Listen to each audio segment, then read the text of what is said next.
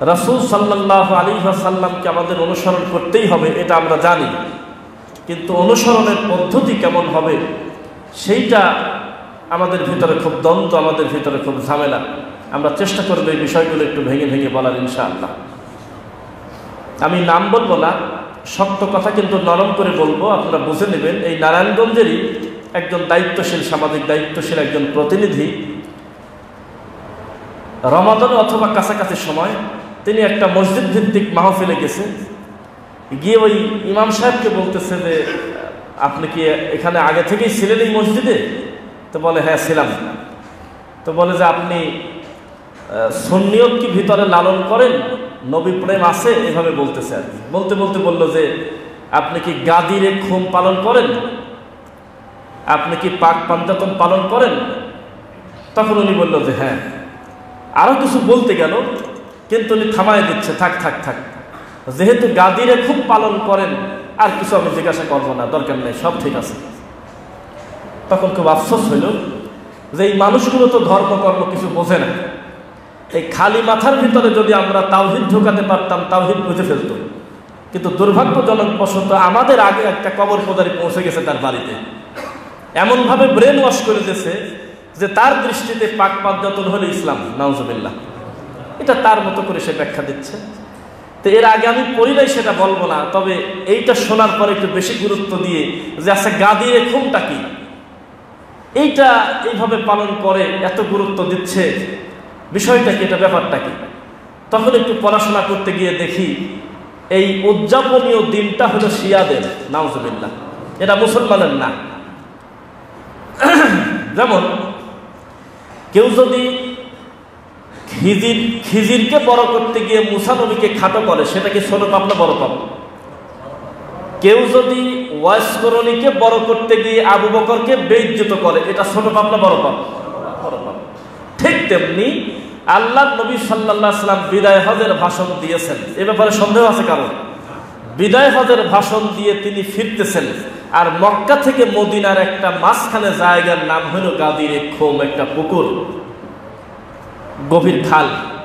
তো সেখানে একটা জায়গায় নবী সাল্লাল্লাহু আলাইহি ওয়াসাল্লাম বিশ্রাম নিলেন। অনেক লম্বা পথের কারণে এক জায়গায় বসতেই হয়, এটা কোনো কঠিন কিছু না। তো বসে তিনি আলী রাদিয়াল্লাহু আনহুর ব্যাপারে কিছু কথা বলেছেন। এ ধরনের সাধারণ ফজিলত বর্ণনা তিনি আবু বকরের ব্যাপারেও বলে, উমরের ব্যাপারেও বলে, উসমানের ব্যাপারেও বলে রাদিয়াল্লাহু আনহুম আজমাইন। সেদিন আলী রাদিয়াল্লাহু আনহুর ব্যাপারে কিছু বলছিল। দুর্ভাগ্যজনক বশত বাঙালির কাছে ওই বিদায় হজের দাম নাই, এই গাদিরে খুম পালন করতেছে ঈদ উপলক্ষে, নাউজুবিল্লাহ। শিয়ারা ওই দিনের নাম দিয়েছে ঈদে গাদিরে খুম, তারা ওটাকে ঈদ উদযাপন করে 18 জিলহজ সম্ভবত, নাউজুবিল্লাহ। এখন আমাদের সমাজে এইরকম বেশ কিছু জিনিস আছে যেগুলোর কোনো অস্তিত্ব নাই, কিন্তু সেগুলোই আমাদের নারায়ণগঞ্জের ইসলাম, নাউজুবিল্লাহ। তার একটা হলো পাক পাঞ্জাতন নীতি, পবিত্র পাঁচটার ব্যক্তিকে মেনে নেওয়া, এটাই তাদের কাছে দিন, এটাই তাদের কাছে আহলে বায়াত, যার ভিতরে আবু বকরের জায়গা হয়নি, যেই পাঞ্জাতনের ভিতরে উমারের নাম নাই, ওসমানের জায়গা হয়নি। তো এই চাইতে দুর্ভাগ্যজনক আর কি হতে পারে? এগুলো আলেম ওলামা এগুলো পুষে রাখতেছে, নাউজুবিল্লাহ। এরপরে আজকে দেখেন দিনে দিনে মানুষ কিভাবে গোমরা হয়েছে। আপনাকে একটা কথা বলি, বেশ কিছুদিন ফেসবুকে আপনি দেখেছেন কিনা, জামাত ইসলামের আলেম ওলামা এবং দেওবন্দি আলেম ওলামার একটা বিষয় খুব কামড়াকামড়ি হচ্ছে, মিয়ারে হক নিয়ে। শুনছেন? এই শব্দটা নিয়ে খুব খেলা চলতেছে। একদল বলতেছে যে সাহাবায়ে কেরাম সত্যের মাপকাঠি, আর একদল বলতেছে যে না, একমাত্র মুহাম্মদ সাল্লাল্লাহু আলাইহি সাল্লাম তিনি হলেন সত্যের মাপকাঠি। এইভাবে খুব কামড়াকামড়ি চলতেছে। তা আশ্চর্য হয়ে যাবেন আপনি, পক্ষে বিপক্ষে কিছু বলার দরকার নেই, কারণ আপনি যাকে মুখামুখি দাঁড় করাচ্ছেন তিনি হলেন আল্লাহ রাসূলের সাহাবী। এই জন্য এই কাজ করা যাবে না, খুব সেনসিটিভ ইস্যু। তবে আপনাকে আমি এই কথা বলতে পারি, যেই শব্দ নিয়ে এত বেশি মারামারি কামড়াকামড়ি হচ্ছে, এই শব্দের অস্তিত্বই কোরআন হাদিসে নাই। কি একটা আশ্চর্য ব্যাপার দেখেন। মানে আপনার দাবিটা যেটাই হোক না কেন, যেই শব্দ নিয়ে আমাদের এই বর্তমান মারামারি হচ্ছে, মিয়ারে হক, সত্যের মাপকাঠি, সাহাবায়ে কেরাম অথবা না, অথচ এই মিয়ারে হক শব্দটা কোরআন হাদিসে কোথাও আজ পর্যন্ত ঢোকেই নেই। এটা বলার উদ্দেশ্য কি জানেন? হাদিস এবং কোরআনের বাইরে যে কোনো একটা শব্দ যদি কেউ বরকত মনে করে চালু করে, সেটাও একটা দল, ওটাও একটা ফিতনার কারণ হয়ে যায় ভবিষ্যতে। তখন আমি মিয়ারে হক লিখে ইউটিউবে দেখলাম, দেখি আমাদের সালাফি বিদ্বানগণ কি বলে এই ব্যাপারে, তাদের মন্তব্য কি, তারপর কথা বলি। তা আলোচনা দেখতে দেখতে হঠাৎ করে দেখলাম ডক্টর খন্দকার আব্দুল্লাহ জাহাঙ্গীর রাহিমাহুল্লাহর একটা বক্তব্য, 1 মিনিট 5 সেকেন্ড। তা আমি চিন্তা করলাম বিষয়টা কি। যেই মিয়ারে হক নিয়ে এই দেওবন্দিরা 1 মাস প্রায় অতিক্রম হয়ে যাচ্ছে, বাস করবো, মারবো, কাটবো, বহু কিছু ঝামেলা হচ্ছে পক্ষে বিপক্ষে, 1 মিনিট 7 সেকেন্ড উনি কি জবাব দিল। তাহলে আমি ওইটা চাপ দিলাম যে দেখি কি বলে। তখন তার কাছে হুবহু প্রশ্ন গেল যে মিয়ারে হক সম্পর্কে কিছু বলেন। তো তখন তিনি বললেন যে মিয়ারে হক সম্পর্কে বলার আগে বলি, এই শব্দটাই কোরআন হাদিসের বাইরের শব্দ। আমার সাদি ঘুরে গেল যে বলে কি। উনি বলল যে শব্দই চলবে না, আর যেই শব্দ নবী থেকে স্বীকৃত না, সাহাবায়ে কেরাম যে শব্দ পরিভাষা ব্যবহার করে নাই, ওটা যত ভালো শব্দ হোক ওটা নিয়ে ঝামেলা হবেই হবে। চিন্তা করেছেন?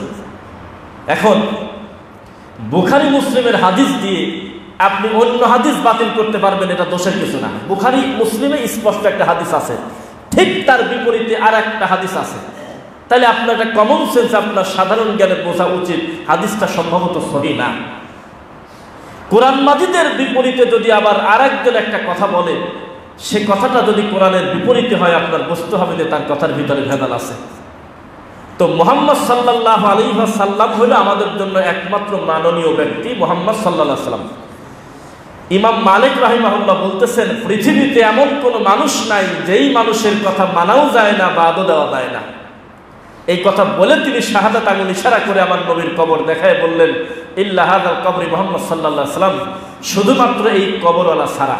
কারণ এই কবরওয়ালার সব কথা মেনে নিতে হবে, কারণ তার কাছে ওহী আসে, তার ভুল কথা বলার সুযোগই নেই। আর পৃথিবীতে তারপরে এমন কোনো মানুষ নাই যে মানুষ হিসেবে তার মানবিক কিছু ভুল ভ্রান্তি নাই। হতেই পারে তার সঠিকও হয়, তার ভালো হয়। যেমন ওমর রাদিয়াল্লাহু আনহু এবং তার ছেলের একটা ঘটনা, হজের তামাত্তুর বিষয়ে।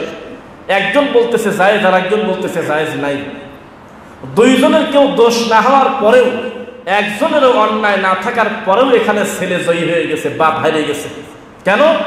কারণ আল্লাহর রাসূলের পরবর্তী কথাটা তার ছেলে আগে শুনে ফেলছে, ওমর এখনো শোনে নাই। ঠিক তেমনি আপনি যদি নির্দিষ্ট কোনো সাহাবায়ে কেরামকে মানাটাকে যদি দিন মনে করেন, তাহলে মানবিক দুর্বলতা, ভুলভ্রান্তি তো মানুষ হিসেবে সবারই ছিল। কিন্তু আল্লাহর রাসূলকে যখন মাথায় নেবেন, তার কথার সাথে যে কথাগুলো মিলে যায় আমি মেনে নেব, তখন কোনো সাহাবীর প্রতি আর অসুবিধা আসবে না। সবাই আপনার কাছে প্রিয়। মা আনা আলাইহি ওয়া আসহাবি, আমাকে এবং আমার সাহাবায়ে কেরাম যে আদর্শের উপরে প্রতিষ্ঠিত, তাদেরকে তোমরা মেনে নাও, বলছে নাকি নবী? কিন্তু এই শব্দটা নিয়ে যে পরিমাণ বেদাত আর শিরক প্রতিষ্ঠিত করা হয়, আপনি কল্পনা করতে পারবেন না। যেমন বিচ্ছিন্ন কোন একজন সাহাবীর ব্যক্তিগত কোনো আমল টান দিয়ে নিয়ে এসে আল্লাহর রাসূলের স্পষ্ট 7টা সহিহ হাদিসকে কবর দেবে।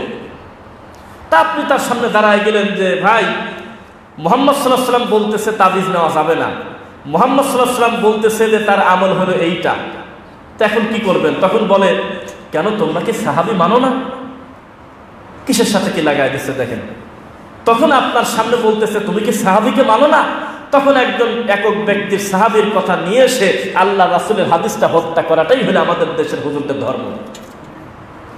ওইভাবে যদি আপনি সাহাবায়ে কেরামের নির্দিষ্ট করে কাউকে মেনে নেন, তাহলে একাধিক প্রমাণ করা যায় যে তাদের মানুষ হিসেবে বহু ভুলভ্রান্তি ছিল, ব্যক্তি হিসেবে কিন্তু তারা আল্লাহ রাসূলের সুন্নাহকে প্রাধান্য দিতেন। মানুষ হিসেবে একটা বুঝ হয়ে গেছে একরকম, কিন্তু রাসূলের সুন্নাহকে অবজ্ঞা করার কোনো সুযোগ নাই। যেমন নফল সালাত, এ ব্যাপারে কারো সন্দেহ নাই, তারাবির সালাত ফরজের বাদে সবই কিন্তু নফল, বোঝেন নাকি কথা? তো এই নফল সালাত কোনো কারণে একটা লোক পড়তেই পারে নাই, 20 রাকাত 8 রাকাত তো বহু দূরের কথা। কিন্তু আমরা কিন্তু এখন সিরিয়াল করতে পারবো না যে লোকটা কি পরিমাণ পাপ করছে, বা 2 রাকাত বেশি পড়ে ফেলছে, আমরা বলতে পারতেছি না যে উনি কি পরিমাণ অন্যায় করে ফেললো, কারণ এই সালাতটাই হলো নফল। দুর্ভাগ্যজনক বশত এটাকে আর নফল পর্দায় আমাদের সমাজে রাখা হয়নি। 20 রাকাতের মিথ্যা হাদিসকে প্রতিষ্ঠিত করার জন্য উমরের মতো লোকের নামে অপবাদ দিচ্ছে, আস্তাগফিরুল্লাহ আযীম, যিনি স্পষ্ট উবাই বিন কাব এবং তামিমদারি দুইজনকে অনুমতি দিল তোমরা 8-3-11 রাকাত পড়ে আসো, আর সেই মানুষ কি করে বলতে পারবে 20 রাকাত পড়ার অনুমতি দিচ্ছে 11 রাকাতের, পরে বলতেছে উমারের জামানায় ছিল। আমরা তো বলি নাই যে উমার বলছে। তো সাহস থাকলে এই কথা তো কেউ বলে না যে মুহাম্মদ সাল্লাল্লাহু আলাইহি ওয়াসাল্লাম বলছে তাই পড়ি, আবু বকর পড়ছে তাই পড়ি। এই দুইটা বাদ দিয়ে তারপরে এসে বলতেছে উমারের কথা না, তবে তার সমাজে চলমান ছিল। কথা বোঝা যাচ্ছে? মানে দেখেন, এভাবে যদি আপনি রাসূলকে উপেক্ষা করেন তাহলে বহু হারামকে হালাল বলা কোনো দোষের কিছু না, করা যায়, ব্যাপারই না। যেমন মুহাম্মদুর রাসূলুল্লাহ সাল্লাল্লাহু আলাইহি ওয়াসাল্লাম, তার কথার খেলাফ, তার কথার বিপরীতে যদি কোনো সাহাবীর কথা এসে যায়, তাহলে ওই সাহাবীকে আপনি খারাপ বলার অধিকার নাই। বলতে হবে যে তার কাছে হয়তো ওই কথাটা পৌঁছে নাই, বলতে হবে এটা তার নিজস্ব কথা হতে পারে, হয়তো তিনি সেভাবে বুঝেছেন। তবে নবী সাল্লাল্লাহু আলাইহি ওয়াসাল্লামের কথার উপরে অন্য কোনো কথা প্রাধান্য দেওয়া যাবে না, যাবে না, কোনদিনও যাবে না। তা আমাদের এই সমাজে যত বিদআত প্রতিষ্ঠিত হয়েছে, আল্লাহর নবীর নাম কেউ ব্যবহার করে না, তার পরবর্তীতে কারোর নাম নেয়। আর একটা জাল হাদিস আছে, আসহাবিকান নজুম, সাহাবায়ে কেরাম হলো তারকার মতো। কোন একজন নির্দিষ্ট সাহাবীকেও যদি কেউ মেনে নেয় তাহলে তার জান্নাতে যেতে কোনো কষ্ট হবে না, অথচ এটা হাদিস না, এটা মিথ্যা কথা, এটা মিথ্যা কথা। আপনি যাকে নির্দিষ্ট করে মেনে নিতে চাচ্ছেন, ওই সাহাবী মরা পর্যন্ত যাকে মেনে নিয়েছে তার নাম হলো মুহাম্মদ সাল্লাল্লাহু আলাইহি ওয়াসাল্লাম। তাহলে আপনি যদি 1400 বছর আগের পিছনে যেতেই পারলেন, তাহলে রাসূল পর্যন্ত গেলে অসুবিধাটা কি আছে আপনার? প্রত্যেক ব্যাপারে সবাই একমত হবে সেটা তো জরুরি না। একজন সাহাবী বলতেছে সূরা ফালাক আর নাস কোরআন মাজিদের অংশ না, তা আপনি মেনে নেন, এটা মানি নেন, কিভাবে মানবেন বলেন? এই যে ব্যাপার আমাদের সমাজে, মানে একটা বিদআত করতেছে কিন্তু অপবাদ দিচ্ছে আল্লাহর রাসূলের সাহাবায়ে কেরামের প্রতি। নাউযুবিল্লাহ মিন যালিক। সাহাবায়ে কেরাম হলো আমাদের আদর্শ, বলেন আলহামদুলিল্লাহ। কেননা নবী বলেছে মা আনা আলাইহি ওয়া আসহাবি, আমি এবং আমার সাহাবায়ে কেরামের নীতি আদর্শই হলো মাপকাঠি। তো তাই যদি হয় তাহলে আল্লাহর রাসূলের বিপরীতে তাদের কথা হইতে পারে না। এবার দেখেন, সাহাবায়ে কেরামের প্রতি আল্লাহর নবীর মরার পরে ওহী নাযিল হতো নাকি বলেন? ওহী আসতো? ওহীর দরজা বন্ধ মুহাম্মদ সাল্লাল্লাহু আলাইহি ওয়াসাল্লাম কবরে যাওয়ার সাথে সাথে। আলাদা করে যদি কোনো ওহী নাযিল না হয় তাহলে মানুষ হিসেবে কিছু ভুলভ্রান্তি তো মানুষের থাকতে পারে। সেইটাকে আপনি এভাবে বলতে গেলেন কেন যে যেহেতু একদম সাহাবী থেকে আমল পেয়েছি, নবীর থেকে যা থাক বাতিল, নাউযুবিল্লাহ, এটা মানুষ মনে করে। এবার দেখেন মানুষের দুর্বলতা আজকে কোথায় নিয়ে যায়। আপনারা শিরিক দেখেছেন, শুনেছেন, জেনেছেন যে মানুষ মানুষকে সেজদা দিচ্ছে, জীবিত মানুষের হোক আর মরা মানুষের হোক। আজকে আপনাকে দেখাই ভক্তিরও শিরিক আছে। কিসের শিরিক? ভক্তি। বেশি মায়া দেখাতে গিয়ে আমাদের সমাজে কি ক্ষতি হয়েছে দেখেন একবার। মুহাম্মদ সাল্লাল্লাহু আলাইহি ওয়াসাল্লাম তিনি আমাদের জন্য সবচেয়ে উত্তম মাপকাঠি, বলে রাখেন। তারপর বলি, আপনি যদি সিরিয়াল করেন মর্যাদার, তাহলে 1, 2, 3 সিরিয়াল করলে আবু বকরের নামটা প্রথমে না লাস্টে আসবে? ক্রমান্বয়ে ধারাবাহিকতা বজায় রাখতে গেলে দ্বিতীয় নম্বরে নাম আসবে কার? তৃতীয় নম্বরে কার? চতুর্থ নম্বরে কার? আলীর। কিন্তু মার্কেট পেয়ে গেছে বাঙালির কাছে আলী রাদিয়াল্লাহু আনহু বেশি। কেন? এই শিয়াদের কারবার এটা। অথচ 4 জনকে আমরা মনে করি উম্মতে মুহাম্মাদের শ্রেষ্ঠ সন্তান, এর থেকে দামি মানুষ এই পৃথিবীতে নেই। কিন্তু আবু বকরের নামে কোনো ওরস নাই আমাদের দেশে, নাই নাই খুঁজে দেখেন আপনি যে আবু বকর রাদিয়াল্লাহু আনহুর মৃত্যু উপলক্ষে অথবা তার জীবনী উপলক্ষে অথবা তার হিজরতের এই কাজের ব্যাপারে আমরা 1 ঘন্টার সেমিনার দেবো, নাই, কোথাও পাবেন না। উমারের নামে কোনো রকম কোনো কিছু আপনি খুঁজে পাবেন না, অথচ তার মৃত্যু খুব হৃদয় বিদারক মৃত্যু, খুব কষ্টের মৃত্যু। ওসমান রাদিয়াল্লাহু আনহুকে হত্যা করে দিল খারেজিরা, এই ব্যাপারে কোনো অনুষ্ঠান আমাদের বাংলাদেশের সুন্নিরা করে না। কিন্তু আলী রাদিয়াল্লাহু আনহু তো বহু দূরের কথা, তার ছেলেদের কারবালার ঘটনা পর্যন্ত নিয়ে আমাদের এই দেশে শত শত দিন পর্যন্ত ঈদ পালন হয়। নাউযুবিল্লাহ। এই যে ভক্তির বিষয়টা আমাদের, এগুলো আসতে হলো শিয়াদের থেকে।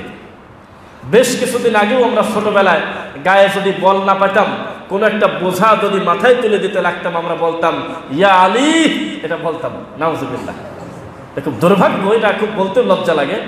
ইয়া আলী বলে আমরা চিৎকার দিছি, দরকার ছিল আল্লাহ বলা, রহমান বলা, কিন্তু বলি নাই। সেই দেশের থেকে ভালো ইসলাম আর কি পাবেন? যেই দেশে মুসা নবীর দাম নাই, খিজিরের দাম আছে, আবু বকরের দাম নাই, ওয়াসকরণীর দাম আছে, সেখানে আপনি কি বলবেন? যেই দেশে সাহাবায়ে কেরামের জীবনী আলোচনা করা হয় না, ওই আপনার মনসের পাগলের গল্প বলা হয়, কি করবেন বলেন? এটা হলো এই অবস্থা। এবার একটু গায়ের লোম দাঁড়াবে, একটু শক্ত হন, ভয় পাওয়ার জন্য কথা বলতেছি সেটা না, তবে একটু শক্ত হতে হবে। আপনারা এখন যে কথাটা বলবো, মুহাম্মদ সাল্লাল্লাহু আলাইহি ওয়াসাল্লামের চাচাতো ভাই আলী এবং জামাই, এ ব্যাপারে তো সন্দেহ নাই, কারণ তার আব্বার নাম কি ছিল? আলী রাদিয়াল্লাহু আনহুর আব্বার নাম কি? আবু তালেব। আর মুহাম্মদ সাল্লাল্লাহু আলাইহি ওয়াসাল্লামকে প্রকাশ্যে কষ্ট দিয়েছে সারাটা জীবনে পৃথিবীর সবথেকে বড় স্বৈরাচারীর একজন হলো আবু জেহেল, ছিল কিনা আবু জেহেল? তা আপনাকে যদি আমি বলি যে এই দুইটাই কাফের না, আবু তালেব আবু জাহেল দুইটাই কাফের না, তা আপনার এই বন্দর থানাতে, মদনগঞ্জে বা আশপাশে গোটা নারায়ণগঞ্জে আপনি ঘুরে দেখেন, অন্তত 100-র উপরে আপনি লোকের নাম পাবেন আবু তালেব। এমন কোনো গ্রাম নাই যে আবু তালেব নাম নাই একজনের হলেও, মিথ্যা না সত্য? কিন্তু আবু জাহেল নামটা কোনো খ্রিস্টানও রাখে না, হিন্দুর ছেলেও রাখে না, অথচ লোক তো তোমার এই লোক, কেউ রাখে না, অথচ দুই কাফের, একটা মার্কেট পাওয়া গেছে বেশি। আলী রাদিয়াল্লাহু আনহুর বাপ হওয়ার কারণে এটা ইমোশনটা বেশি পাইছে বেচারা, অথচ খারাপ শয়তান। আর আমার থেকে যদি জিজ্ঞাসা করেন তাহলে আমি বলবো আবু জেহেলের থেকে আবু তালেব আরো বেশি ডেঞ্জারাস কিছু বিষয়ে। আমাদের সমাজে ঈমান আনার পরে যারা কাফের হয়েছে তারা কিন্তু আবু জেহেলের মতো কাফের না, আবু তালেবের মতো কাফের। ভক্তি শ্রদ্ধার কোনো কমতি নেই, কিন্তু কাফের।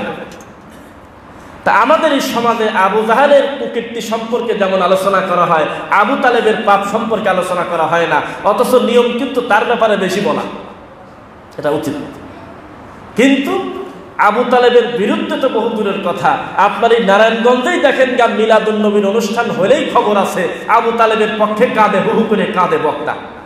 আমার সোনার নবী কত ভালোবাসছে রে, আমার নবীকে সারাটা জীবন আগলে রাখছে, তাতে কি আগলে রেখে কি হবে? তাই আগলে রেখে কামটা কি হবে? 2 মিনিটের আযাব কম হবে না, জাহান্নাম জাহান্নামী। আবু জেহেলও তাই, ও তাই, দুই শয়তান। কিন্তু আবু তালেবের ব্যাপারে কথা বলে কিছু কিছু সুন্নি এলাকা থেকে আপনি বেঁচে আসা কঠিন আছে, খুব কঠিন, মায়েরও খেতে পারেন। এটা একটা ইমোশন কাজে লাগছে, আলীর বাপ যেহেতু কাছাকাছি ছিল মুহাম্মদ সাল্লাল্লাহু আলাইহি ওয়াসাল্লামের। কিন্তু কোরআন হাদিসে আমরা জানি ইন্নামাল মুশরিকুনা নাজাসুন, মুশরিকের নাম যাই হোক, সব মুশরিক হলেও নাপাক, অপবিত্র। মুশরিক মানেই নাপাক। তো এখন আপনি আবু তালেবকে বড় করতেছেন আর আবু জাহেলকে খাটো করতেছেন, বিষয়টা কি? ইনসাফ করেন। কাফের দুনিকে বলে দেন, বলে না। ইন্নাকা লা তাহদি মান আহবাবতা ওয়ালাকিন্নাল্লাহা ইয়াহদি মান ইয়াশা। আল্লাহর রাসূল যাকে খুশি তিনি হেদায়েত দিতে পারেন না, হেদায়েতের মালিক কে? আল্লাহ। দেখেন আবু তালেবের জন্য আফসোস বেশি কেন একটু খেয়াল করেন। একটা হিন্দু জাহান্নামে গেলে আমাদের খুব একটা আশ্চর্য আমরা হব না, কারণ দৃশ্যমান দেখাই যাচ্ছে সে একটা আকৃতি দিয়ে তার কাছে সাহায্য চায়। কিন্তু মুসলমান জাহান্নামে গেলে একটু খারাপ লাগে, বেচারা আমার সাথে নামাজ পড়তো রে, আমার সাথে তাহাজ্জুদ করতো, আমার সাথে সিয়াম পালন করতো, এই ভালো মানুষটা জাহান্নামে চলে যাচ্ছে শিরক করার কারণে, সামান্য একটু পাপ করার কারণে, শুধুমাত্র একদিন মাজারে দান করার কারণে জাহান্নামে চলে যাচ্ছে, আর ও সারাটা জীবন মাজারে নিয়ে পড়েছিল, ও জাহান্নামে যাচ্ছে। কষ্ট না? তা আবু জাহেলের শয়তানি দৃশ্যমান দেখা যায়, কিন্তু আবু তালেবেরটা দেখা যায় না। বাহ্যিক তার কোনো ভুল খুঁজে পাওয়া যায় না। আল্লাহর নবীর কষ্টে সে কোনোদিন খুশি হয়নি, কষ্টই পাইছে। আল্লাহর নবী সুখী হলে সেও সুখী হইত। এত বড় সুন্দর আচরণের মানুষটা শুধুমাত্র লা ইলাহা ইল্লাল্লাহ উপস্থিত না থাকার কারণে আজকে তার জাহান্নামে দেওয়া লাগতেছে। তা আমাদের এই সমাজে কারা, আমি তা বলবো না, কত মানুষ যে কালেমা পড়ার পরেও অমুসলিম হয়ে গেছে, তারপরেও মসজিদে নামাজ পড়ে হয়তো আমার সাথে, কিন্তু আমি বুঝতে পারতেছি না, বলতে পারতেছি না। বহু আগে তার ঈমান নাই, চলে গেছে। তো মুহাম্মদ সাল্লাল্লাহু আলাইহি ওয়াসাল্লামকে অনুসরণ করতে হবে। ইনসাফের একটা ব্যাপার আছে, যাকে যেই মর্যাদা আল্লাহ দিয়েছে তাকে সেই জায়গায় রাখা লাগবে। কথা কি বোঝা যাচ্ছে? যাকে যে মর্যাদা দেওয়া হয়েছে সেভাবে। এবার আসেন, ফেসবুক তো কম বেশি ব্যবহার করেন আপনারা নাকি? আজকে কিছু প্র্যাকটিক্যাল কথা বলি। ফেসবুকের আর একটা বাংলা নাম কিন্তু কামড়া কামড়ি। সকালবেলা উঠেই নতুন কোনো ইস্যু দেখতে হবে, নইলে ভালো লাগে না মনের কাছে। এইভাবে ফনা তুলে বসে আছে, দেখি কোনো ভুল করলেই কামড় দিয়ে ধরবো। এখানে মান সম্মানের জায়গা না। বিশাল বড় বড় বিদ্বান, 300-500 কিতাবের লেখক, মানুষ হিসেবে কোনো একটা ভুল শব্দ চয়নের কারণে আপনার মতো লোক তার কমেন্টে বিচার করতেছেন, গালাগালি করতেছেন, এটা হলো ফেসবুক। আর নাম দিচ্ছেন হলো দিনী ভাই, আপনার রাতি ভাই হওয়ার যোগ্যতাও নাই। আমার দৃষ্টিতে ওরা মানুষই না, যে একজন শায়েখকে বড় করতে গিয়ে আর একজনের লাল চিহ্ন দিয়ে কস চিহ্ন দিয়ে, ওরা মানুষের বাচ্চা না, আমি মনে করি। আর ছোট করে বললাম, বালহুম আদল হিসাবে তার থেকে নিকৃষ্ট হওয়ার কথা। এটা চলতেছে ফেসবুকে। একজন শায়েখকে উনি ভালোবাসে, এই ভালোবাসার শায়েখকে বড় করতে গিয়ে ঠিক তার বাম পাশে আর একজন শায়েখের লাল চিহ্ন দিয়ে, চোখের উপরে লাল দিয়ে পার্থক্য দিয়ে দিয়েছে, উপরে লিখে রাখছে দেখো, দিয়ে দিয়েছে। এই হলো বর্তমান ফেসবুক। এখানে কোনো ইজ্জত সম্মানের দাম নাই। যা খুশি আন্দাজে একটা ব্যক্তির নামে লিখে ছেড়ে দেন, পজিটিভ ছড়াবে হলো সারাদিন ধরে 2000 1000 দেখবে, আর নেগেটিভ ছড়াবে মিলিয়ন ভিউ পার হয়ে যাবে একদিনে। এখানে ইজ্জত সম্মানের জায়গা নাই। ফেসবুক হলো আপনার কি বলে এটা, দরখাস্ত, ওটাকে কি বলে, আমল নামা, অথবা আপনার বিচারটা আপনি পাবলিশ করে দিলেন হলো পোস্টের মাধ্যমে, আর এই বিচারক হলো কমেন্টের লোক, এরা হলো এক একজন উকিল। চলতেছে কামড়াকামড়ি চলতেছে। তো ভেঙে বললাম না, আপনাদের মন নরম হবে, খুব একটা ভালো দিকে আমরা আগাচ্ছি না। বর্তমান আমরা যেভাবে আগাচ্ছি এটা খুব একটা ভালো দিকে আমরা যাচ্ছি না। কুত্তা পর্যন্ত কুত্তার গোশত খায় না, আমি জানি, যতদূর ভুল হতে পারে আমার ধারণা। আমি শুনছি একটা সাইন্টিফিক গবেষণা নাকি আছে যে একটা কুকুর না খায় মরে গেলে বলে আর একটা কুত্তার গোশত খায় না, অন্য কিছু খায়, হাড্ডি খায়, অথচ ভিতরে কিছু নাই, তাও ওইটা নিয়ে পড়ে আছে। কিন্তু আপনি মুসলমান, আর একজন নাম দিচ্ছেন দিনী ভাই, কিন্তু সারাটা দিন সেই লোকটার পিছনে অকথ্য ভাষায় গালিগালাজ কি যে লিখতেছেন। 3 মিনিট পর পর এক একজনকে আহলে হাদিসে ঢুকাচ্ছেন, আবার 3 মিনিট পরে বের করে দিচ্ছেন যে যাও তুমি চলে যাও। 30টা বছরের কবর পূজা ছেড়ে, 20টা বছরের মাজার পূজা ছেড়ে, 40টা বছরের পীর মুরিদির শয়তানি ছেড়ে যেই লোকটা তাওহীদ মেনে নিল, আজকে তার একটা ভুলের কারণে তাকে তুমি ঘর থেকে বের করে দিলে, ও যাবে কার কাছে? এটা চলতেছে বর্তমান। অথচ যাদেরকে নিয়ে পক্ষে বিপক্ষে আমরা মারামারি করতেছি তারা হয়তো জানেই না, তারা নিজেরা ওই বিষয়ে তার কোনো খেয়ালই নেই, চলতেছে। তো এটাকে ভুল বললাম বলেন তো? সত্য কথা আমি বলি না, কিন্তু বললাম, অন্তত আপনি নিজেকে সংশোধন করেন। যখন একজন বড় আলেম আর একটা বড় আলেমের ব্যাপারে মুখ খোলে, উনি যদি কিছু বলেও থাকে, তবে একজন সাধারণ দর্শক হিসেবে আপনার নীরব থাকা উচিত, আপনার নিউট্রাল থাকা উচিত, যে আলেম আলেমের বিরুদ্ধে বলতেছে, আমি কথা বলবো কেন? তখন কি করলেন? মুহূর্তের ভিতরে আপনি একটা কমেন্ট করলেন, শায়েখ এগিয়ে যান, আমরা আছি আপনার সাথে। এগিয়ে কোন জায়গা যাচ্ছে এগিয়ে, আর তুমি কোথায় যাচ্ছ? এইরকম আছে। তো সমাজে আমাদের এই বর্তমান হলো দিনী ভাই না রাতি ভাই বলবো তা জানি না, এটা হলো তাদের চরিত্র। সারাটা দিন কামড়া কামড়ি করতেছে। আমার মনে হয় একটানা 5 দিন যদি কোনো শায়েকের ভুল না যায়, কোনো আলেমের কোনো ভুল খুঁজে না পায়, তাহলে আমার মনে হয় মনে মনে খুব কষ্ট পায় তারা। 5টা দিন আমার পেজের রিচ নাই, আমার ফেসবুকে ঠিক মতো কমেন্ট আসে না, ঠিক মতো মানুষের কাছে আমার রিপ্লাই আসে না, আমি নতুন কোনো ইস্যু কখন পাবো, এটা মনে হয় চিন্তায় থাকে আমার ধারণা।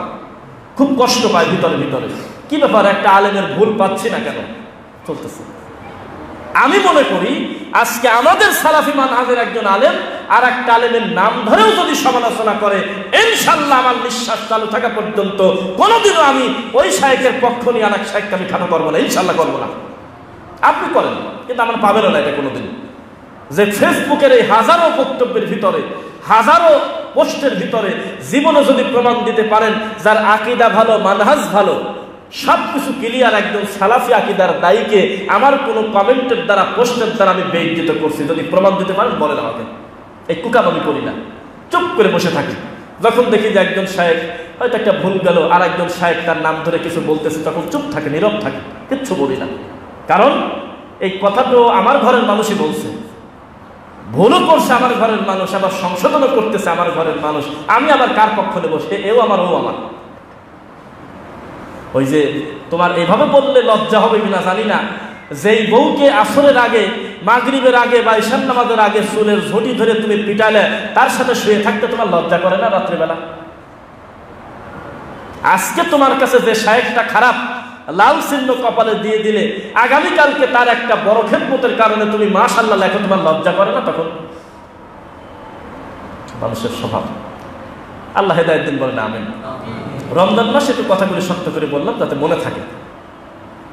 এই সমস্ত প্রোগ্রাম করবেন না ইনশাআল্লাহ। রুহামা বাইনাহুম আমাদের ভিতরে নাই, আশিদ্দাউ আলাল কুফফার আছে। কাফেরদের বিরুদ্ধে আমরা কঠোর কম বেশি, এটা ঠিক আছে, কিন্তু রুহামা বাইনাহুম মানে অন্তরের নিজেদের ভিতরে আন্তরিকতা বলতে কিছুই নেই। কথা কি বোঝা যাচ্ছে? আমি আপনাদেরকে বলছিলাম এর আগে, ইনসাফ একটা ভিন্ন জিনিস। এই যে বেড়াইদের সাইডে আমাদের আহলে হাদিসের মসজিদ কিন্তু এক সিরিয়ালে প্রচুর, ওখানে অন্য তরিকার লোক খুঁজেই পাওয়া যায় না। সেখানে ওই পাশাপাশি একটা জায়গায় একটা মাহফিলে আমরা বক্তা হিসেবে যাব, থানায় চলে গেছে আপনার মুফতি সাহেবরা। তো পরে আমি বক্তব্য বললাম, সবাই আমাকে খেপায় দিচ্ছে বারবার যে আপনি এটা বলে দেন ওদের এই সেই। তখন আমি বললাম যে আমার একটা কমন একটা সূত্র যে হুজুর পিটা জায়েজ আছে। আমি ওনাদের বললাম, মনে প্রশাসনের লোক ছিল, আমি বললাম যে প্রশাসনের ভাইয়েরা আছেন কেউ? কায়দা আছে। আমি বললাম যে নিশ্চিন্তে আপনারা জেনে রাখেন হুজুর পিটা জায়েজ আছে। তোরা এটা আসছো তো কয় কেন? হ্যাঁ। কোন হুজুর? যেই হুজুর আর একটা হুজুরের নামে বদনাম করা, আর একটা হুজুরের জালসা বন্ধ করো, মসজিদ ভেঙে দাও, অমুককে মসজিদ থেকে বের করে দাও, এই প্রোগ্রাম করার জন্য থানায় যাবে, বিনা বিরতিতে 20 মিনিট মাথার পর বাটি রেখে পিটা দিয়ে না, জায়েজ আছে। যদি আহলে হাদিস যায় তাও পিটাবেন, আবার হানাফি যদি যায় আহলে হাদিসের বিরুদ্ধে তাকেও ধরে পিটা দিবেন। এটা তো স্বাধীন। আমার ডান পাশের বাড়িতে মূর্তি পূজা হবে, মন্দির আছে, শরীয়ত আমাকে অনুমতি দেয় নাই যে লাঠি হাতে করে দেয় পিটায় আসো, বলে নাই। তার ধর্ম সে পালন করবে, আমি আমার ধর্ম পালন করব। সেখানে মুসলমান, কালিমাও এক, রাসূল এক, আল্লাহ এক, অথচ কিছু মত পার্থক্যের কারণে, কিছু সুন্নাতি বিষয়ের কারণে, অথবা কিছু বুঝের কারণে আজকে আমি একটা ধর্মীয় মাহফিল দেব, আমার আর এক গ্রুপের লোক থানায় যাবে, আর ওই মামলা তুমি নাও। তুমি পুলিশ কি করে? তুমি মানুষই তো না। তোমার বলা উচিত তো আমি তো এই লাইনের লোক না রে ভাই, আমি আকরামুজ্জামান ওনার বিরুদ্ধে মামলা নেবো কেন? আমি তো কোনো আলেম না। উনি কি বলছে আমি বুঝবো কিভাবে যে ঠিক বলছে না ভুল বলছে? এটা তো তোমাদের কাজ। তোমরা আলেম ওলামা বসে সমাধান করবে। যাও থানা, সম্মানী লোক থানাতে যাও, এখানে তোমরা এই সত্যি কাবে, তোমরা ভালো মানুষ, ভালো মানুষের মতো থাকো। উনি গেলে এই মামলা লেখে নেয়। তো এটা হলো, এই কাজটা ভালো না। যদি কোনোদিন আমরা চরমোনাই কুফরি করে শিরকি আকীদা থাকার কারণে এই কাজ আমরা কোনোদিন করি নাই, এটা আমাদের দাবি, আমাদের বিশ্বাস, সম্ভবত আমরা করি নাই এটা, যে ওই পাশে এক জায়গায় ওনারা আসবে, সেজন্য আমরা থানায় যায় বলতেছি ওদেরকে নষ্ট করে দেন যাতে না আসতে পারে। আমার ধারণা এই কুকাম আমরা করি না। তার কাছ থেকে করবে, দাওয়াত দিচ্ছে দিক। আমি কেন আর একটা লোকের মসজিদ ভাঙবো, আর একটা লোকের মাদ্রাসা ভাঙবো, আর একটা লোকের মসজিদ থেকে বের করে দেবো? এটা দরকারটা কি আছে? কথা কি বোঝা যাচ্ছে? তো এই যে একটা ব্যাপার, একে অন্যের বিরুদ্ধে খেপায় দেওয়া, এটা খুব একটা ভালো লক্ষণ না, এটা খুব খারাপ লক্ষণ, এটা অন্যায়, এই কাজ করা যাবে না। আজকে ইসলামটাকে কঠিন করে ফেলা হয়েছে, ইসলামটাকে একেবারে শক্ত সিরিয়াস করে ফেলা হয়েছে কিছু উগ্রবাদী লোকের কারণে। আল্লাহ হিদায়াত দিন। আর মানুষের একটা কথা বলি আপনাদের, একবার যদি কারোর সাথে কারোর ঝামেলা বাজে, এই দুইজনের যদি 30 বারও বিচার করে দেন, আর আল্লাহর ভয় যদি ভিতরে না থাকে, তো 31 বারের 12 ঝামেলা বাজবে। মুফতি কাজী ইব্রাহিম সাহেব, তার জ্ঞান বুদ্ধি নাই এমন অপবাদ কোনো কবর পূজারীও দেয়নি। যে কথাই বলে মুখ দিয়ে আরবি রেডি, মিথ্যা বললাম নাকি? মুফতি কাজী ইব্রাহিম নাম শোনেন নাই? উনি যে কথাই বলে মুখ দিয়ে আরবি রেডি, তার এত হাদিস মুখস্থ, তার জ্ঞান বুদ্ধি নাই, এই অপবাদ কারা দেয় নাই? কবর পূজারীরা পর্যন্ত দেয় নাই, যে না তার আসলে তার জ্ঞান আছে, অবশ্যই পণ্ডিত মানুষ। তো শুরুতে কিছু অসংলগ্ন কথা যখন বলল, তখন আমাদের সালাফি মানহাজের বড় বড় দায়ী ডাইরেক্ট অফিসিয়াল ভাবে তার বাসায় বসলো যে করোনার টিকা নিলে ছেলে মেয়ে হয়ে যাচ্ছে, এটা আপনার বলার দরকার কি? এটা তো আপনার কাজ না। এটা গবেষণা করার জন্য তো ওয়ার্ল্ড ওয়াইড ডিজাস্টার। ওইদিকে আব্দুর রহমান সুদাইস লিখতে হলো করোনার টিকা, আর আপনি এদিক বলতেছেন যে ভিতরে গোপন কিছু ভরে দিয়ে সব নিয়ে চলে যাচ্ছে। এটা বলবেন কেন? বহুভাবে তাকে সতর্ক করা হয়েছে, কিন্তু তাকদীর বড় কঠিন জিনিস। আল্লাহ রাসূলকে একজন বলে, আল্লাহ রাসূল আমাকে একটা কঠিন একটা শক্তিশালী একটা জিনিসের নাম বলে দেন তো, যার পাওয়ার খুব বেশি। আল্লাহ নবী বললেন, কুল আমানতু বিল্লাহ, তুমি বলো আল্লাহ ছাড়া কোনো সত্য ইলাহ নাই, আমি আল্লাহর উপর ঈমান আনলাম।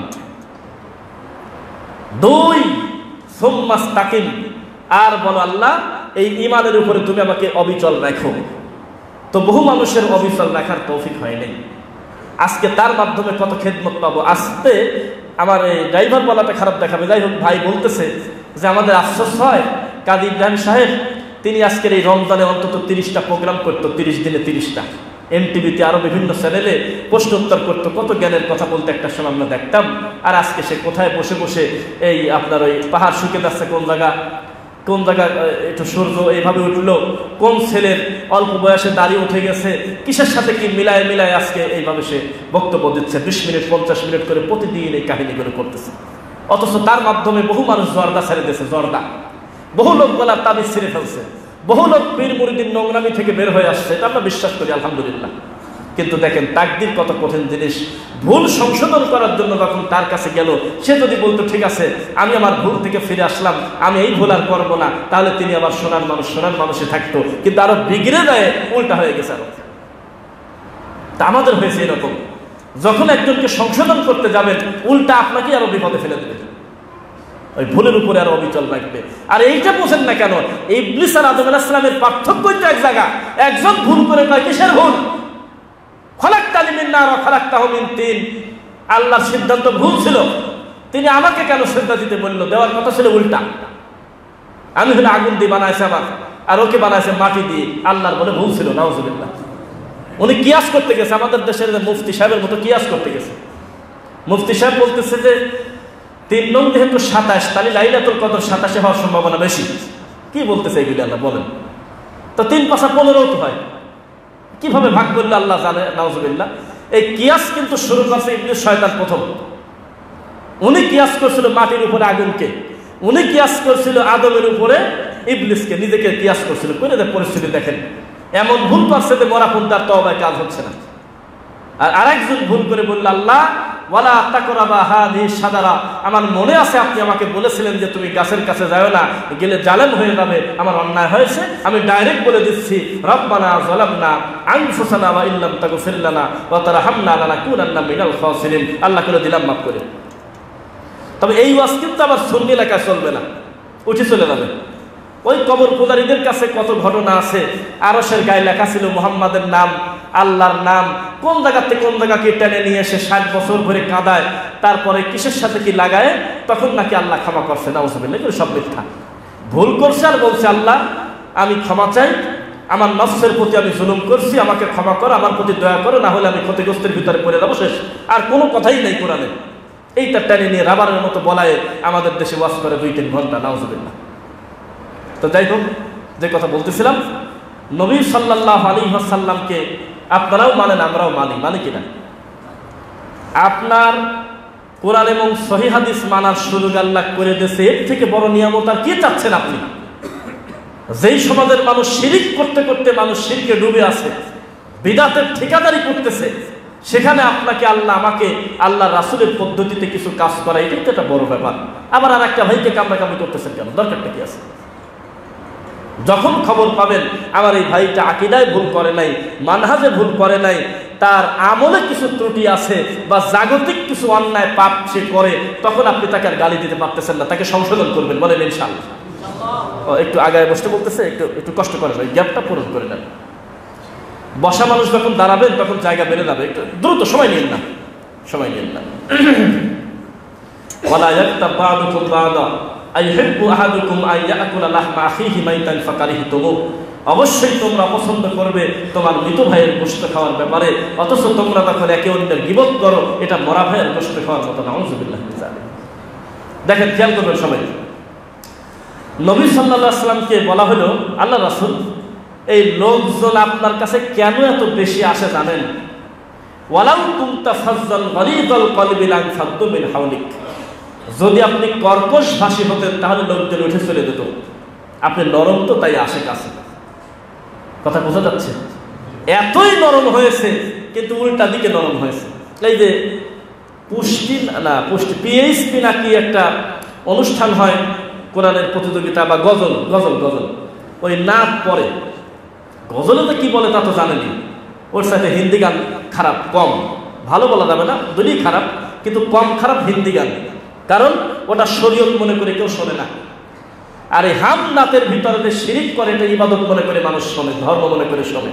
দেখেন বলতেছে, হে নবী আমাকে ডেকে নিয়ে যাও তোমার কাছে, আমি সব ভুলিব কিন্তু তোমায় ভুলতে পারি না, আমি আল্লাহকে ভুলে দেবো, অসুবিধা নেই, তোমার বলবো না, মদিনা বলবো না, এরকম কিছু একটা বলতেছে। বলতে বলতে যে গজব বলতেছে সেই ছেলে বেহুশ হয়ে পড়ে গেছে। তখন আরো কিছু মুফতি সুকাররা পানি মানি দিচ্ছে, বুক থাপড়াচ্ছে, উল্টে উল্টে পড়ে যাচ্ছে, সবাই কাঁদতেছে। কাঁদে কেন? অথচ দরুদ পড়তে দেয় কাঁদে না কোনোদিন, সালাত পড়তে দেয় কোনোদিন কান্না করে না, কোরআন পড়তে গিয়ে কাঁদে না। এটা মানুষের তৈরি করা একটা নিম্নমানের বালাগালুলাবে কামালহি করে কাঁদতেছে, একেবারে টেলিভিশনে কাঁদতেছে। তো কোন জায়গায় ইমোশনাল হওয়ার কথা ছিল, কোন জায়গায় হচ্ছে বলে নাউজুবিল্লাহ। তা আমাদের দেশের সবকিছুই তো উল্টা, পুরা উল্টে গেছে, ভালো কথা বলা যাচ্ছে না।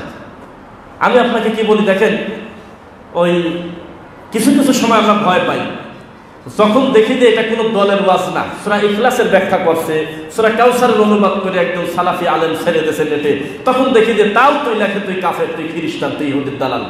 এই যে গালিগালাজগুলো করে, কত ভয়ঙ্কর ব্যাপার। মানুষের সব কিছু কিন্তু ফেসবুকে, জানেন কি আজকাল মোট কিছু কিন্তু আপনার অনলাইনে, শুধু আপনার রুহটা খালি অফলাইনে। এটা বলেন আপনার জানটা এইটা অফলাইনে, মানে আপনার কাছে আর কি, আর বাদ বাকি সব অনলাইনে ঢুকে গেছে, আপনারা কোনো কিছু মিস নাই। এক কত বড় বিয়াক্কেলি, ছেলের মাথায় একটা কালি দিয়ে বউ সহ একটা সেলফি দিয়ে বলতেছে ছেলের আজকে 22তম দিন। তা 22 দিনটা কি হলো? ও তো বমি করবে মাগরিবের টাইমে এই কাহিনী করার কারণে। ছোট বাচ্চাকে ছাদে নিয়ে যাচ্ছে ঘুরতে বেড়াতে, কার কাছে দিয়ে দিচ্ছে, গালি দিচ্ছে, একটু পর পর ছবি পোস্ট দিচ্ছে। আল্লাহর কসম, রাসূলের সহিহ হাদিস অনুযায়ী ওই বাচ্চার নজর লাগা কোনো অন্যায় না, লাগবেই, দিয়ে দিচ্ছে। একটু পর পর বোর ছবি ফেসবুকে দিয়ে বলতেছে আমরা রওনা দিচ্ছি কক্সবাজার, দোয়া করবেন। কিসের দোয়া? এই যে চলতেছে সমাজে, যা করবেন সব বিষয়ে আপনার ফেসবুকে পোস্ট দিয়ে দিচ্ছে। ব্যক্তিত্বহীন। আপনি আমাকে 60 বছরের মানুষ তো মনে করতেছেন, এটা ঠিক, তবে আমার যে কয়টা দিনই বয়স হোক আজও পর্যন্ত এই নোংরামি আমি করি নাই যে কারণ স্যার একটা প্লেন ছবি, এমনি একটা ছবি পোস্ট দিয়ে দেখছি আপনারা সবাই কেমন আছেন। তো কেমন আছেন তো ছবি দিচ্ছ কেন? আমি তা করি না।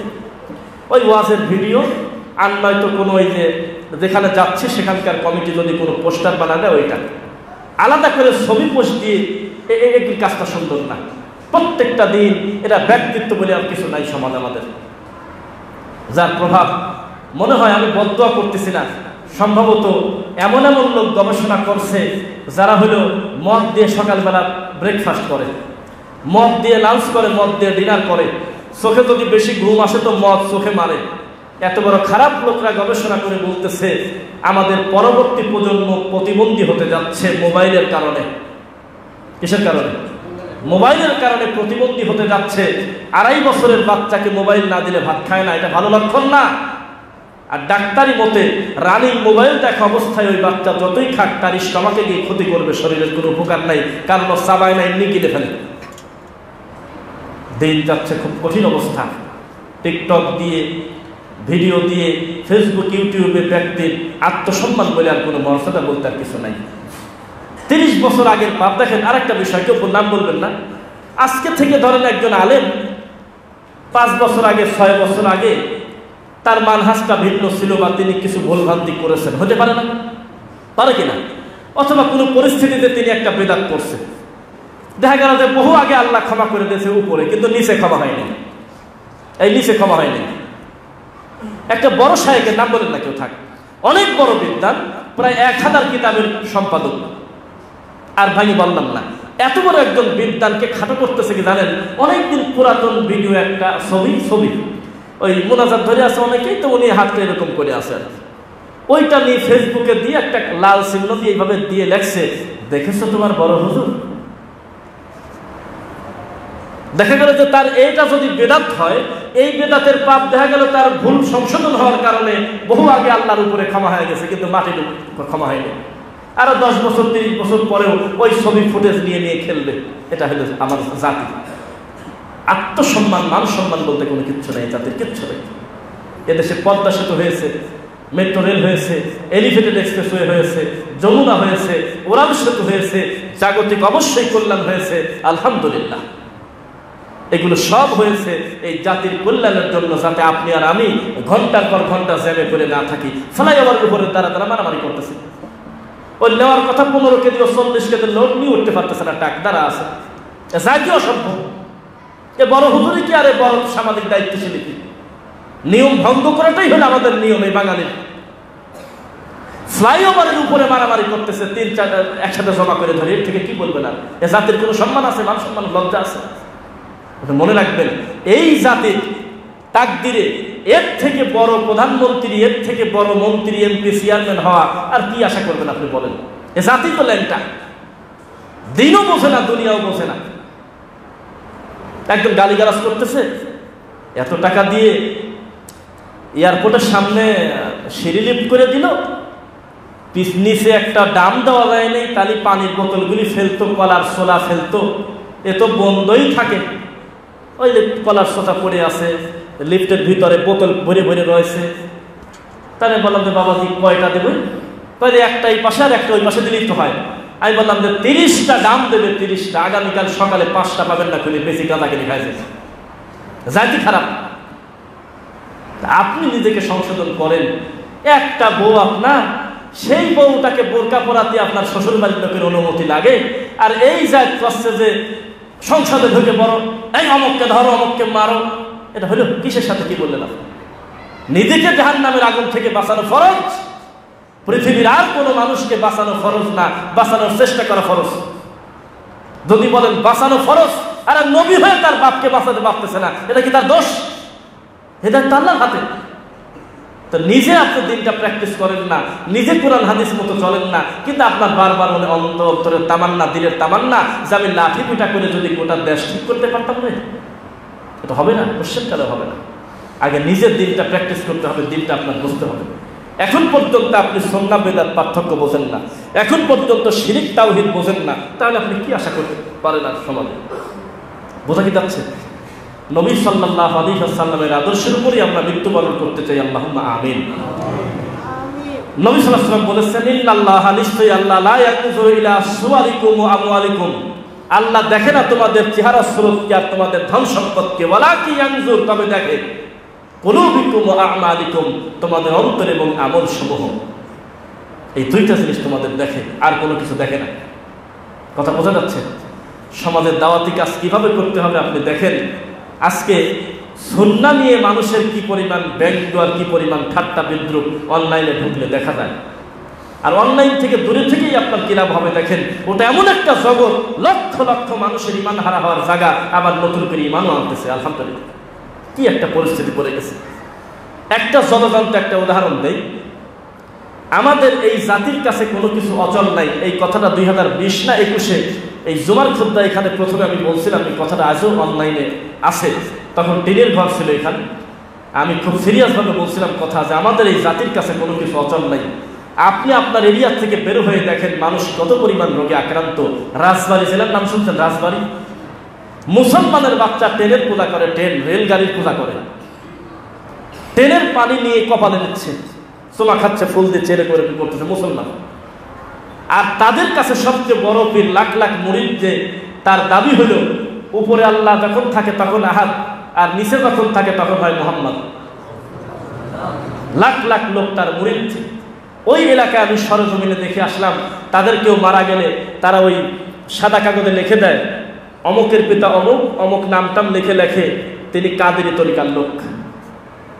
কি তরিকার? কাদেরি তরিকার লোক, এটা কাগজে লিখে দেয়। কারণ এই লেখা যখন ফেরেশতারা দেখবে তখন তার কবরের হিসাব নেবে না। অথচ তারা কিন্তু অমুসলিম, এরা মুসলিম না। এটা মুসলিম হয় কিভাবে? তখন বলে উপরে আল্লাহ, নিচে মুহাম্মদ একই, এটা কি মুসলিম? তা আমার এই দৃশ্য দেখার পর বলে ওদের ব্যাপারে কিছু বলেন। আল্লাহর কসম করে বলি, তার আশপাশে মুরিদও ছিল মাহফিলে। আমি ডাইরেক্ট বলছি কোন অমুসলিমের ব্যাপারে আজকে কথা বলবো না, মুসলিমদের ব্যাপারে বলবো। যেহেতু তারা অমুসলিম, তাদের ব্যাপারে আমাদের বক্তব্য দরকার নেই। কারণ একটা হিন্দু যদি 4000 বার ওযু করে পবিত্র হবে তো নাকি? পানি তো পবিত্র পানি, সুন্দর করে কুলি করছে, ভালো করে মুখমণ্ডল ধৌত করেছে, সুন্দর করে মাথা মাসে করেছে, তারপরেও কি ওযু হবে না? কেন হবে না? একটা জিনিস নাই, তার লা ইলাহা ইল্লাল্লাহ। এইটা না থাকার কারণে যতই ওযু করুন পবিত্র হবে না। তো আমাদের সমাজে সবচাইতে বেশি নাই যে জিনিস, সেই জিনিসের নাম হলো ঈমান। আর সবই আছে, জিকির আছে, তাসবিহ তাহলিল আছে, পাগড়ি আছে, সব ঠিক আছে, শুধু ঈমানটা নাই। গাড়ি ভালো, এই যে গত মাসে চাকা পরিবর্তন করা, বড় ভালো গাড়ি, স্ক্যানিয়া গাড়ি, নারায়ণগঞ্জ থেকে পাবনা চলে যাবে, ভালো গাড়ি, গাড়ির সিট খুব ভালো, গাড়ির আউটলুক সুন্দর, ড্রাইভার ভালো, সব ভালো, খালি ব্রেকটা খারাপ। আর কি ভালো থাকলো কি স্যার? এতক্ষণ পর্যন্ত যে ভালো বললাম, এই ভালোর দাম নাই, ব্রেকের কাছে যায়। তো ঈমান যদি তার শুদ্ধ না থাকে, আকীদায় যদি শিরক থাকে, এই লোকটার ইবাদত বন্দেগীর কি হবে আর আমলের কি হবে? তা আমাদের এই সমাজে সবচেয়ে বেশি যে জিনিস নাই তার নাম হলো লা ইলাহা ইল্লাল্লাহ, ঈমান নাই। অধিকাংশ লোকের ঈমান নাই। ওয়া ইন তুতি আকসারা মান ফিল আরদি ইউদিল্লুকা আন সাবিলিল্লাহ, হে নবী আপনি অধিকাংশ লোকের কথা মতো যদি চলতে যান, তারা আপনাকে মূল রাস্তা থেকে সরায় ফেলবে। কথা বোঝা যাচ্ছে? এই ইয়াত্তাবিউনা ইল্লা যান্না ওয়া ইনহুম ইল্লা ইয়াখরুসুন, কারণ অধিকাংশ লোক চলে অনুমান আর ধারণার উপরে। ওয়া মা ইউমিনু আকসারুহুম বিল্লাহ ইল্লা ওয়া হুম মুশরিকুন, হে নবী আপনি তাদেরকে বলে দেন অধিকাংশ মানুষ ঈমান আনার পরেও তারা শিরক করে, মুশরিক। ঈমান আছে কিন্তু মুশরিক। কথা বোঝা যাচ্ছে? তো একটু সোচ্চার হন, একটু দাওয়াতি কাজ বেশি বেশি করেন। ঘুমন্ত সালাফি দিয়ে আমাদের কোনো লাভ নাই, আমাদের দরকার জাগ্রত সালাফি। ঘুমন্ত সালাফি দিয়ে কোনো লাভ নাই। জীবন্ত সালাফি কাকে বলে? এই মসজিদে বসে খালি খবর পাবেন যে নোয়াখালীতে আমাদের একজন সালাফি আকীদার ভাই কষ্টে আছে, ভিতরটা ছিঁড়ে দেওয়া লাগবে, কলিজা আঘাত লাগবে, এর নাম হলো জাগ্রত সালাফি। বোঝা যাচ্ছে? তো এইটার খুব কম দেখতেছি ইদানিং আমরা। এটা কবর পূজারীদের ভিতরে খুব আছে। যে কোনো একটা কবর পূজারীকে জেলে ঢোকায় দেখেন, বা কোনো কারণে জেলে গেছে, দেখবেন যে সব কবরে সেজদা দেওয়া বা দুইটি চলে গেছে, যে আগে ওনাকে বের করবো তারপর বাকি কথা। অথচ তারা কবর পূজা করে, তাদের ভিতরে একতা আছে। আর আমাদের ব্যাপারে মামলা ঝামলা বা কোনো ঝামেলা হলে আলহামদুলিল্লাহ পরে কিনা সেটা আমি বলবো না, এটা ভুল বলা হবে। তবে আপনি প্রকাশ্যে হোক অপ্রকাশ্যে হোক, খুব কম মানুষ এগিয়ে আসবে যে তার বিপদে একটু আগায় যায়। কথা কি বোঝা যাচ্ছে? আজকে আকরামুজ্জামান একজন ব্যক্তি, অনেকের কাছে তিনি একজন দিন পালন করার হেদায়েতের জন্য কত মানুষ আল্লাহ তার মাধ্যমে হেদায়েত দিয়েছেন, হয়নি? তো একটা নামটা বলে দিলাম, বাকিটা ফেসবুকে দেখে নিয়েন পরিস্থিতি কেমন। ভালো হয়েছে, ঠিকই আছে, এই কথা বলার সংখ্যার লোক আপনার বেশি না তাদের বেশি, একটু খবরটা একটু নিয়ে দেখবেন। তো খুব একটা ভালো দিকে আমরা আগাচ্ছি না, এটাই কি বললাম। এর থেকে ভেঙে বললে আবার আমাকেও আবার ইহুদি না বানা দেয় কাল সকালে। এর থেকে বেশি ভেঙে বললে কাল সকালে বলবেন যে তুই হলো এটা হয়ে গেছিস, তোর মানহাজ ভালো না, এটা বলবেন। এই জাতির হলে এই পরিস্থিতি। একবার বলতেছে মুহাম্মদ সাল্লাল্লাহু আলাইহি ওয়াসাল্লাম আমার আদর্শ, একবার বলতেছে শেখ বিন বাজ রাহিমাহুল্লাহ আমার আদর্শ, একবার বলতেছে রাসূলুল্লাহ আলবানী রাহিমাহুল্লাহর মতো বড় বিদ্বান যাদেরকে আমরা আল্লাহর জন্য ভালোবাসি, কিন্তু আদর্শ তাদের থেকে নেবে না, আদর্শ তাদের থেকে নেবে না, তাদের থেকে আচার আচরণগুলো নেবে না। আচার আচরণ আগুনের মতোই আছে। কথা কি বোঝা যাচ্ছে? তো নবী সাল্লাল্লাহু আলাইহি ওয়াসাল্লামের আদর্শ মতো আল্লাহ আমাদের চলার তৌফিক দিন, আল্লাহুম্মা আমিন। এই প্রতিষ্ঠানটা দেখে আমার খুব মনটা ভরে গেল, কারণ এমনি হয়তো পিকচার দেখছি বা কিছু ফুটেজ দেখছি, ওইভাবে আমি দেখি নাই বা দেখার সুযোগ হয় নাই। অনেকেই ছিল শুরু থেকে, আবার সাব্বির ভাই, রুবেল ভাই, আসাদ ভাই বা আরও কিছু ভাই ছিল, শাকিল ভাই, কিছু কিছু ভাইয়ের কথা আমার স্মরণ আছে, অনেকদিন আসে না, প্রায় 2 বছর। তো এর ভিতরে আল্লাহ যাদের মাধ্যমে বা যার মাধ্যমে এত সুন্দর আল্লাহর ঘরটা সুন্দর করেছে, আল্লাহ তুমি তাকে জান্নাতি হিসেবে কবুল করো, আল্লাহ তুমি তাকে দিনের জন্য কবুল করো। সরাসরি তো জান্নাতি আমরা বলতে পারতেছি না নাকি, তো বলা কঠিন, কেউ কেউ বলেও যায় আমাদের বলতেছে তোরা সরকারের দালাল, এই কথা কয় না?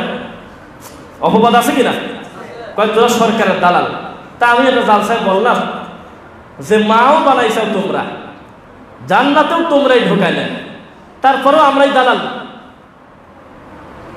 কোনো মৃত মানুষকে আমরা মরহুম বলবো না, মাগফুর বলবো না, বলবো হলো রাহিমাহুল্লাহ, আল্লাহ তুমি তার প্রতি রহম করো, তার প্রতি দয়া করো। মনে থাকবে না, আমরা কাউকে কথা বলে দেবো না যে উনি জান্নাতি বা উনি জাহান্নামী অথবা উনি ক্ষমাপ্রাপ্ত, এটা আমরা বলবো না, আল্লাহর উপর ছেড়ে দেবো, বলেন ইনশাআল্লাহ। শব্দ চয়নে সতর্ক থাকবেন। আপনার এটা বলি খুব ভালো লাগবে, তাতে মনে থাকে, শব্দ চয়নে ভুল হলে মিয়ারে হক নিয়ে মারামারি হয়, মিথ্যা না সত্য? শব্দ চয়নে ভুল গেলে কবর হয়ে যায় মাজার, মাজার হয়ে যায় শরীফ। শব্দ চয়নে ভুল হলে পরিস্থিতি খুব জটিল হয়। মাহফিল থেকে, স্টেজ থেকে নেমে যখন যাচ্ছি তখন বলতেছে যে আপনার মোবাইল নাম্বার মোবারকটাকে একটু হবে হুজুর। বেদাতির ঢং কত দেখেন, এই বেদাতি সুন্নিরা এরা আদব দেখাতে গিয়ে কি করতেছে, মোবাইল নাম্বার মোবারক। আমাকে এটা বলতেছে যে আপনার নাম্বার মোবারকটা কি দেওয়া যাবে? তা আমি বললাম যে তুমি একটু বসো, আমি টয়লেট মোবারক থেকে আসি। এরা সব তো কোন জায়গায় কোথায় নিয়ে গেছে দেখেন। যতদিন কোরআন মাজিদ ছিল ততদিন এর সাথে তাবিজ লেখে নাই কেউ, লেখছে কিন্তু ভিতরে তাবিজের নকশা দিছিল না, শরীফ দেওয়ার করতেছে। কবর যতদিন কবর ছিল ততদিন মানুষ মাজার বানায় নাই, মাজার কেন্দ্রিক এত বড় ভয়াবহ শিরক কুফরি করে নাই। যেখানে সেখানে বেশি আদত দেখাতে গিয়ে তারা আজকে এই পরিস্থিতিতে। লাস্টে একটা শক্ত কথা বলবো, মিডিয়ার ভাইরাটা দিবেন, কপালে যা থাকে দেখা যাক। আমি প্রোটেক্ট করব আমাদের দেশের আলেম ওলামার সংখ্যাগরিষ্ঠ দুইটা গ্রুপ। আহলুল হাদিস আমরা সংখ্যায় কম, অস্বীকার আমি করবো না, বাড়াবাড়ি করবো না। এক, সুন্নি। দুই, দেওবন্দি। মিথ্যা না সত্য? সুন্নি মানে সিস্টিয়া নকশাবন্দিয়া বা এটা সেটা সবর ভিতরে আছে, জটমট সব আছে, লালন সহ, কিন্তু লালন সহ, পাথর পূজা করে সুরেশ্বর সহ বসে বসে যা আছে। আর দেওবন্দি হলো সরমনাই তবলিক টবলিক যা আছে, উজানি ল্যাপটপ দেয় ওই মোট। তো এক গ্রুপ করে বড় মানুষের পূজা, আর এক গ্রুপ করে তাজা মানুষের পূজা। আল্লাহর কসম দায়িত্ব নিয়ে বলতেছি, এত বড় একজন আলেম মুক্তি বলতেছে আমাদের বড় হুজুর বলার পরে আর আলাদা করে কোনো শরীয়ত লাগবে না, ওটাই আমাদের ইসলাম। কয় কি? অথচ আহলুল হাদিস একমাত্র মানহাজ যে ভুল করলে তার বাপেও ছাড়ে না। পার্থক্যটা বলে শেষ করবো খুতবা। আব্দুর রাজ্জাক বিন ইউসুফ হাফিজাহুল্লাহর মাধ্যমে দেশে হাজার হাজার মানুষ, লক্ষ মানুষ তাওহীদ পেয়েছে বলে আমরা সুধারণা রাখি। তাদেরটা বাদও দিলে আমি আমারটা রাখি। এই মানুষটাই যদি কালকে কোনো আকীদায় ভুল করে তো কবর পূজারীর ধরা লাগবে না। আমাদেরই আহলে হাদিসের আরেকজন তাই ভুলটা ধরে দেবে, ধরবে না? ডাইরেক্ট ভুল ধরে দেবে। এর নাম হলো জবাবদিহিতা। বড় বড় বিদ্বান যদি কোনো ভুল করে, এই জবাবদিহিতা একমাত্র আহলুল হাদিসে আছে, আর পৃথিবীতে কোনো জবাবদিহিতা নাই। আর বেদাতের ভিতরে বয়স যত বাড়ে শয়তানি তত বাড়ে, যত নোংরামি টিকানো যায় ততই। ডাইরেক্ট বলতেছে যে জান্নাতে যেতে 3 চাকা লাগে, তবলিগ জামাত খানকা আর হলো দেওবন্দি। একটা লোক তাকে জোতা দিয়ে পিটালো না, পাগল কয় এর জন্য তো আমাদের দেওবন্দের মান গেল, কেউ কয় না। যেদিন উজানি বলছিল যে আমি আল্লাহ, মানে ওকে বলা হলো আর কি, সমর্থন করছিল, সেদিন তাকে জুতা পিটা করার মতো কোনো দেওবন্দি মুফতি ছিল না দেশে। তার মানে যত নোংরামি ঢেকে রাখাই হলো তাদের কাজ। তারা তাজা মানুষের পূজা করে। তারা বলতেছে গঙ্গুহি চেনো, গঙ্গুহি, গঙ্গুহি নাকি আছে, সে গঙ্গুহির পূজা করতেছে। তাজা মানুষ বলতেছে যে আমাদের হযরতরা বলার পরে আমাদের আর কোনো দিন নাই, আমাদের আকাবিরের বুঝই আমাদের দিন। আর এমন কথা আমরা রাসূল ছাড়া কাউকে বলি না। এরা তাই করে, এরা তাজা মানুষের পূজা করে, জীবিত মানুষের পূজা করে। বিশ্বাস কি করেন আপনারা? নইলে যাদের ভিতরে লক্ষ লক্ষ আলেম, আমি এভাবে বলছিলাম মনে হয় কম হয়ে গেছে, ধরেন যে প্রতি 2 ঘন্টা 3 ঘন্টা পর পর এক একটা মুফতি ডেলিভারি হয় আমাদের দেশে, এটাকে বিশ্বাস করেন না? হাজার হাজার মাদ্রাসা থেকে যে পরিমাণ মুফতি বের হয়, এত সংখ্যায় থাকার পরেও, এত কোরআন হাদিস পড়ার পরেও, বুখারী পড়ার পরেও আল্লাহর কসম করে বলি দেওবন্দিরা হলো সবচাইতে আরবি গ্রামার ভালো বোঝে বাংলাদেশে। আমি মিথ্যা কথা বলবো না, তারা খুব সুন্দর গ্রামার পড়ে, বুঝে, সময় ব্যয় করে। গ্রামার বুঝে শেষ পর্যন্ত ঠিক পাইল ইল্লাল্লাহ জিকির টিকানোর জন্য প্রয়োজনে শহীদ হয়ে যাবো। 18-20 বছর ধরে পড়াশোনা করার পর বুঝলো যে সরমনাই হলো আমার কলিজার টুকরা, আর উজানির মতো গরু ছাগল হলো আমাদের আকাবির। এই জাতির কল্যাণ কি হবে, এটা খুব কষ্ট নিয়ে বললাম কথাটা। আজকে মরে মরে কথা বলা যায় না। একটা ছেলেকে দাওয়াত দিয়ে বুঝে মোটামুটি একটা পর্দায় আনছেন, এক দেওবন্দি বেদাতি হুজুর খুতবা দিয়ে আবার যাতাই করে ফেলে। একটা ছেলে দিন বুঝছে, মসজিদে আসতেছে নিয়মিত, এই ছেলের নামের উপরে জুমার খুতবা দিয়ে তাকে নষ্ট করে দিচ্ছে। এই হুজুররা তাই করতেছে। আল্লাহ তুমি তাদের অনিষ্টতা থেকে তুমি মুসলিম উম্মাহকে হেফাজত করো আল্লাহ। আল্লাহ আমাদের ভাই তারা অমুসলিম না, তারা ভুল করতেছে, তুমি তাদের হেদায়েত দাও আল্লাহুম্মা আমিন। বারাকাল্লাহু লানা ওয়া লাকুম ফিল কুরআনিল আযীম। একজন বোন তার আব্বুর জন্য দোয়া চাই। আলহামদুলিল্লাহ, আলহামদুলিল্লাহি রাব্বিল আলামিন।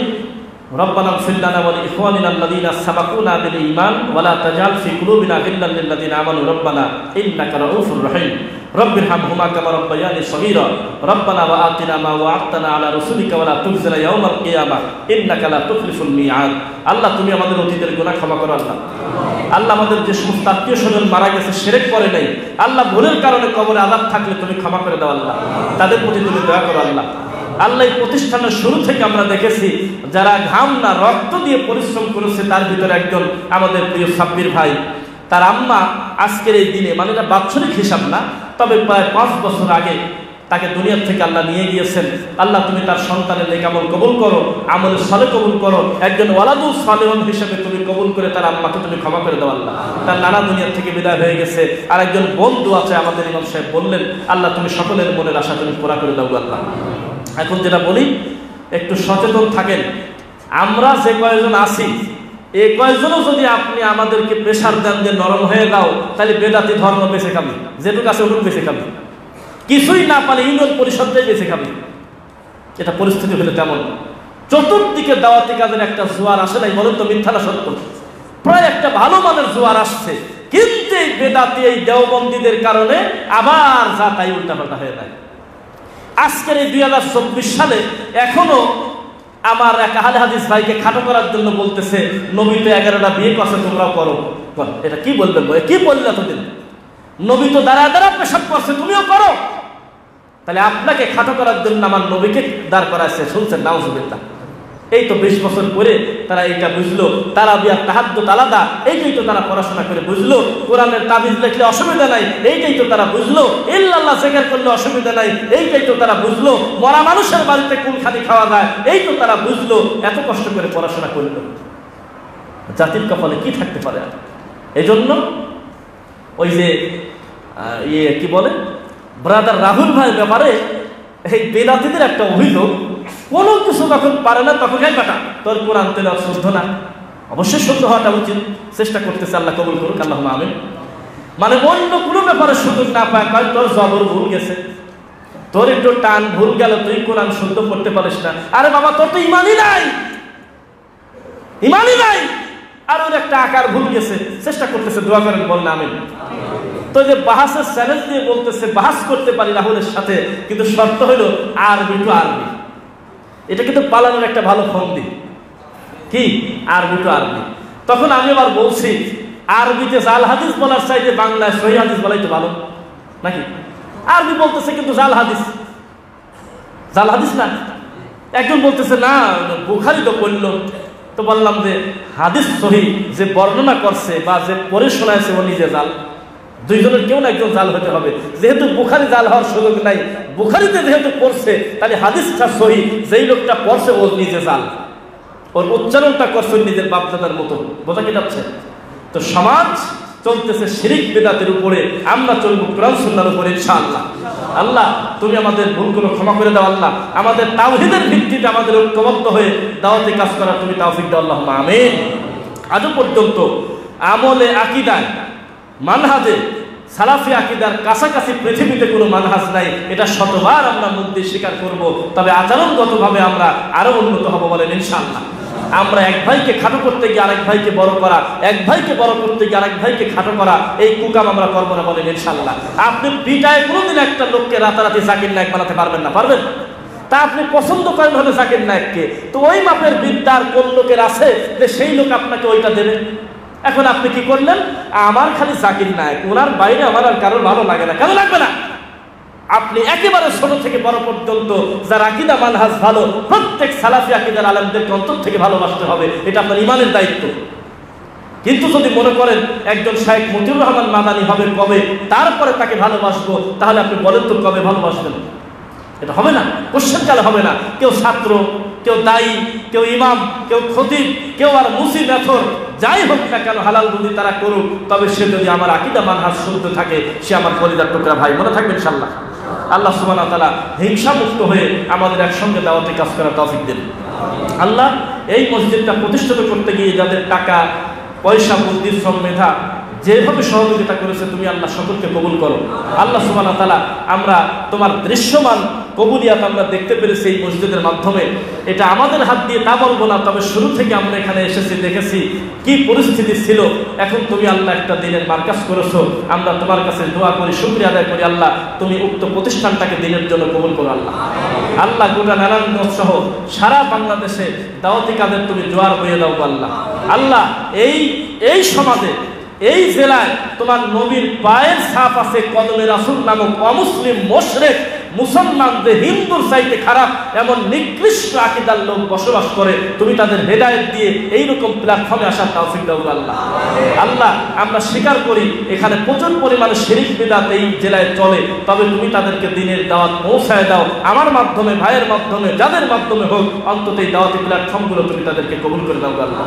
আল্লাহ সুবহানাহু ওয়া তাআলা রমাদান সিয়াম অবস্থায় আমরা রয়েছি, আমাদের অতীতের ভুলগুলো তুমি ক্ষমা করো। আমরা রায়ান নামক দরজা দিয়ে জান্নাতে যেতে চাইবো আল্লাহ, তুমি আমাদের কবুল করো আল্লাহ। আল্লাহ যতদিন সিয়াম এবং ইফতার থাকবে ততদিন আমরা সিয়াম ইফতার করবো ইনশাআল্লাহ, তুমি আল্লাহ তৌফিক দাও। আল্লাহ আমাদের কিয়ামুল লাইল কবুল করো আল্লাহ। আল্লাহ আমাদের সাহারি কবুল করো, আল্লাহ আমাদের তারাবি কবুল করো, আল্লাহ আমাদের ইফতার কবুল করো, আল্লাহ আমাদের নেক আমল কবুল করো, আল্লাহ আমাদের কুরআন তিলাওয়াত কবুল করো। সুবহানাকাল্লাহুম্মা ওয়া বিহামদিক আশহাদু আল্লা ইলাহা ইল্লা আনতা আস্তাগফিরুকা।